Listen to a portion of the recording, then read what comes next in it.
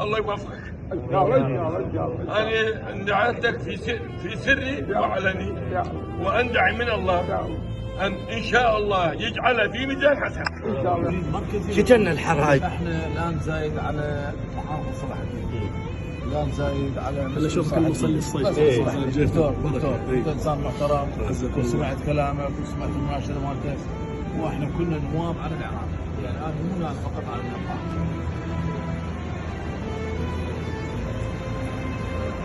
هسه شوف بس قصدي هو اكيد التبريد المركزي تكله.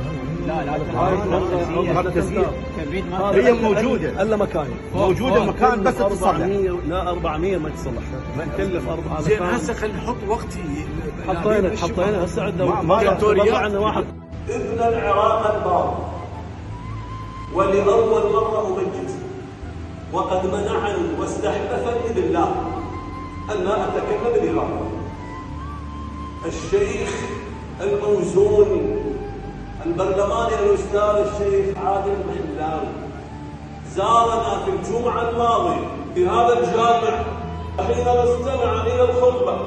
والله لن ينام الليل ولن يسكن في النهار، هو ومن معه من المعية الصادقة الموفقة التي تسمع صوت الآن. لن يناموا الليل ولن يستريحوا بالنهار حتى غيروا له الأجواء على المسجد. انظروا يمينا وشمالا فسترون 16 جهاز تجريد.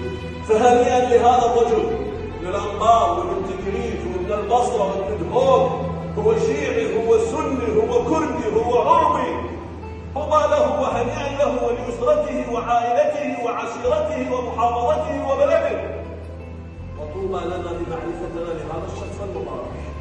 اللهم يا رب وفقه ووفقنا والسامعين والحاضرين.